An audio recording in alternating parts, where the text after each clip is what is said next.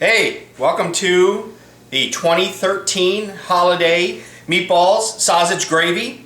Now, I have already been cooking this morning. We went with 8 pounds of beef. We went with 2 pots of gravy and 2 dozen sausage. I'm cooking a lot more. I'm not saying more people are going to show up, but I've got a lot more. Now, if my assistant Dominic will come on over here, we can already take a look at the gravy that we've already started. Now, this stuff has been going since 11 o'clock this afternoon. And as you can see, we got meatballs and sausage in there, and we got another pot over there.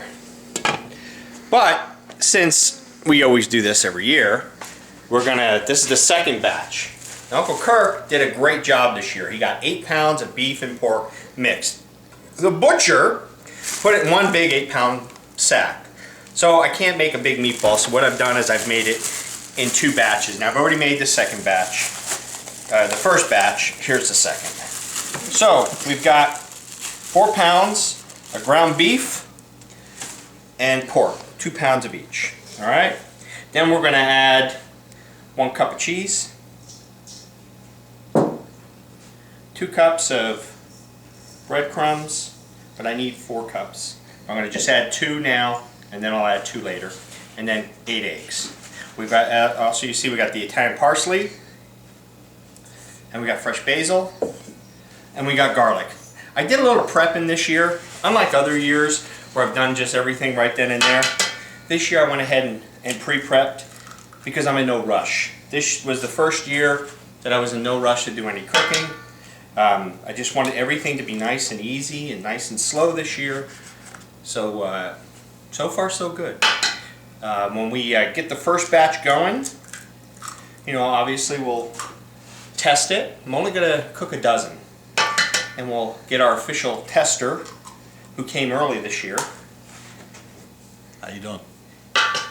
And then we'll see what we need to add. You know, whether I have to add more garlic or more basil or whatever. So let me get the 8 eggs in there. And what I'm going to do is I'm going to start mixing all this together. Then I'll wash my hands, and then I'll get the, what the heck. Before I do that, alright, I'm going to set this over here, and I've got my basil right here. I'm going to set everything down, and I'm going to start chopping. You know, someday, when they get older, Dominic will be doing this, and his sister will be recording, and I'll be testing. Now, I guess I'll just do it. Alright. Here's your basil.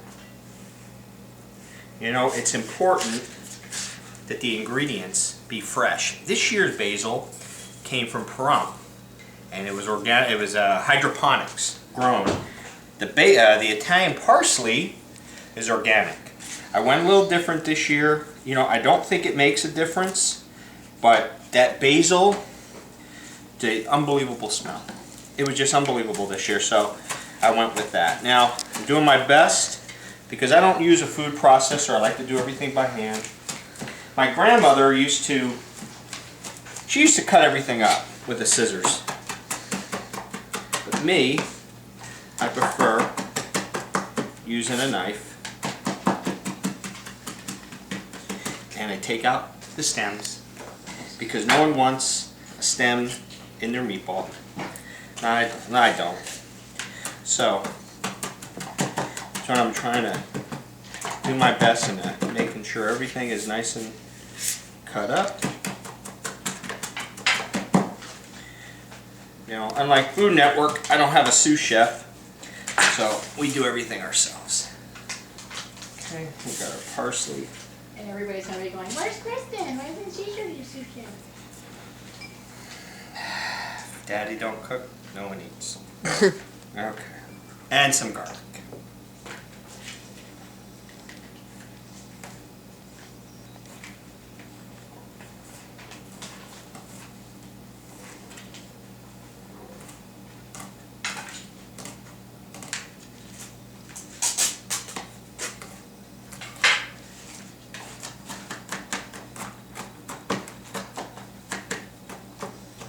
And again, with the garlic, I like to try to make it really small. There's been years where the garlic's been a little too big, and but this year I just want to make sure I got a really good chop out of it.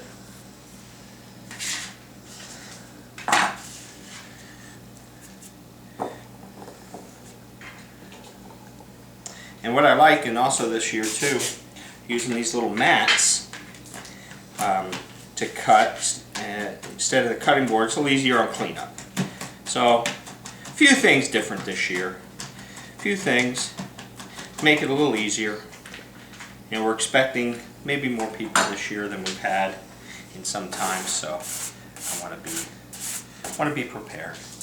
And so come get our stuff in the sink. It goes, and you know, I'm going to add just a little bit more breadcrumbs. Just another half a cup. Okay, scrape out that little bit of basil, and then we'll mix. Now this year, you know, if you were around last year, you know that I had gloves on because I had some cuts on my fingers and wanted to be sanitary. This year, no cuts. Hands are clean. Made sure to wash them twice. Once a year. The complaints. So, now the idea is to get everything really mixed in there well, and really work your hands in there. And then you want it a nice consistency so that when you put your finger in, it comes out dry. Now my grandmother always added a little warm water, but this meat is just, I've had it sitting out, got room temperature, and I've had absolutely no problem mixing it, and I haven't needed the warm water. So I've been really, really lucky. Now,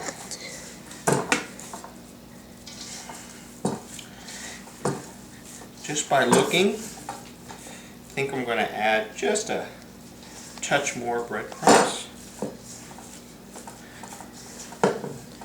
And that's why I held off on adding everything until I could really get going on it. So, alright, wait for it, wait for it. After the break, when we get back, I'll be rolling them out and putting them on the fryer.